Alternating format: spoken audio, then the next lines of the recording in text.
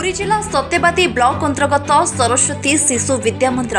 पाशोकेरा साक्षीगोपाल परिसर में विद्यार्थ निशामुक्त भविष्य उपरे एक सचेतनता कार्यक्रम अनुष्ठित हो जाइछि।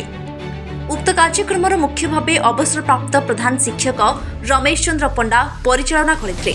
कार्यक्रम में अतिथि भाव ओडिशा स्वास्थ्य सेवा संघ उपसभापति स्मृति शेखर साहू, तपभूमि ट्रस्ट संपादक चितरूपा षडंगी,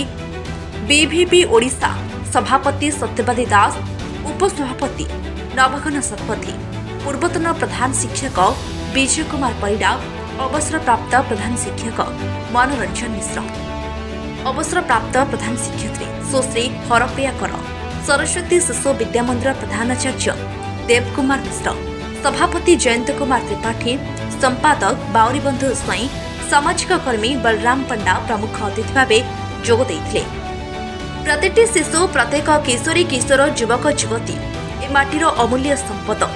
ए माटीर परिचय, ए देशर भविष्य। निशा विषबलयरू सेमानक परिवार और विद्यालय निशामुक्त रहिबा आवश्यक बोली अतिथि माने उपस्थित छात्र छात्री माननको परामर्श देइथिले। तेबे एही अवसर रे मु निजको निशामुक्त रखिबा सह सत्यवादी माटीरो निशाको मूलपोछ करिबा पई शपथ नेइथिले। उपस्थित अतिथिक सह छात्र छात्री माने परे जणा अजणा कार्यक्रम अनुष्ठित होइथिला। विद्यालयर समस्त गुरुजी गुरुमा उक्त कार्यक्रम परिचालन रे सहयोग करथिले। हमरो पुरी जिल्लार नो एडिक्शन जो ड्राइव चली तार आनुकूल्य रे सरस्वती शिशु विद्या मंदिर साक्षीगोपाल प्रचेष्टा से सहित जोगाजोग करी आम विद्यालयर पिलामानंको एक सचेतनता कार्यक्रम रे सामिल करूँ। षष्ठ रु दशम श्रेणी पर्यंत पिला माने सामिल अच्छा एवं आगामी दिन में से माने देशर भविष्य ठिया हे एवं समाज जड़े जड़े ख्यातिसंपन्न व्यक्तित्व भाव में परिचय निज रखिए। आगामी दिन में से केमती निशा ठार दूरे रहतु एवं गोटे सुस्थ समाज गठन करा जाऊ।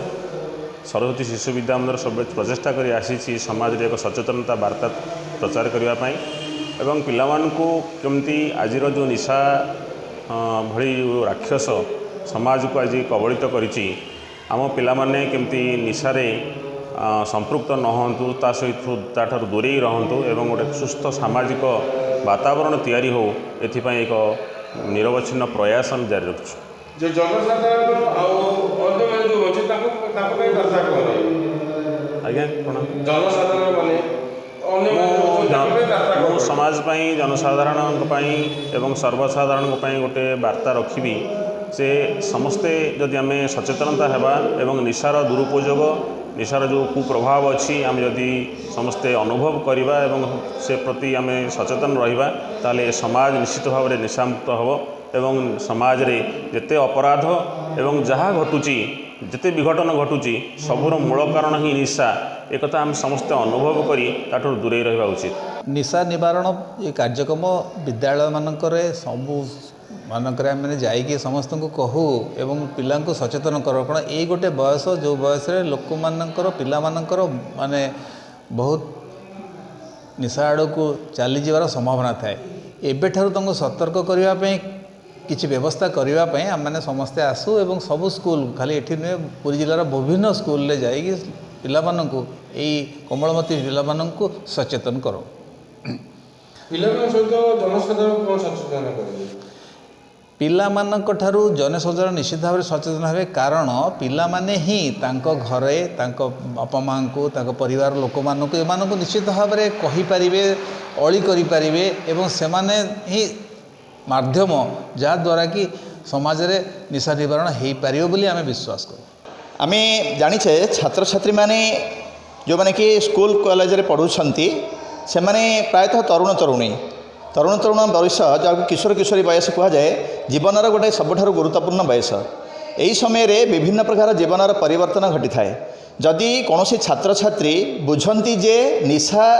मंद निशा खाइले शरीरर मनर प्राणर कौन क्षति हुए पारिवारिक कौन क्षति हुए सामाजिक अवस्था कौन हुए जदि बुझंती ताहले भविष्य जीवन में हुए तो से निशा खाइबे नहीं जदि न बुझंती सांगसाथी प्रभाव है कि मौज मजलिस कि कौन फंक्शन इत्यादि से जदि कौन कारणवशतः प्रभावित हो थे निशा खाती ताले एक कथा निश्चित जे से आकर्षित हेबे कारण निशा खाइले आमर मस्तिष्क गोटे प्रकार हार्मोन सिक्रेशन हुए डोपामाइन कहती जार अर्थ होची जे हापी जहाँ आम साधारण हापी हार्मोन बोली कहू निशा खाइले जदि खुशी लगे ताले पिला निशा खाइबा चाहिए किंतु सेही खुशीटा भिन्न उपाय भी आसीपर जड़े भल गीत बोलिले भल दृश्य देखिले भल कविता पढ़िले बा कौन भल आलोचना कले सांगसाथी हेले से सब आसीपर जदि भल अर्थरे भल कार्य आम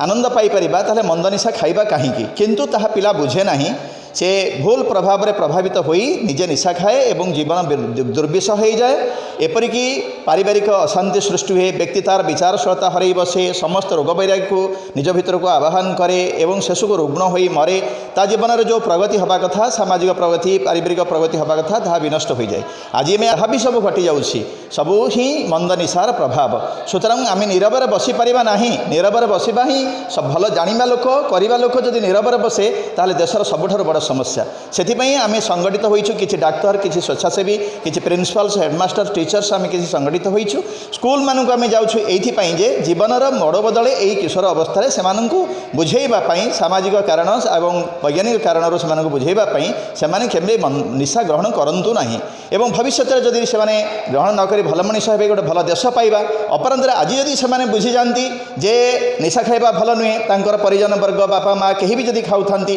ताले सेमाने अलिअर्दली करी विभिन्न प्रकार उपाय अवलंबन करी सेमाने भी बदली दे पारिबे सेमानंकु ताहले आमे गोटे भल समाजर प्रयास आम भितर Satyabadi Trinath Baring report metro TV Odisha.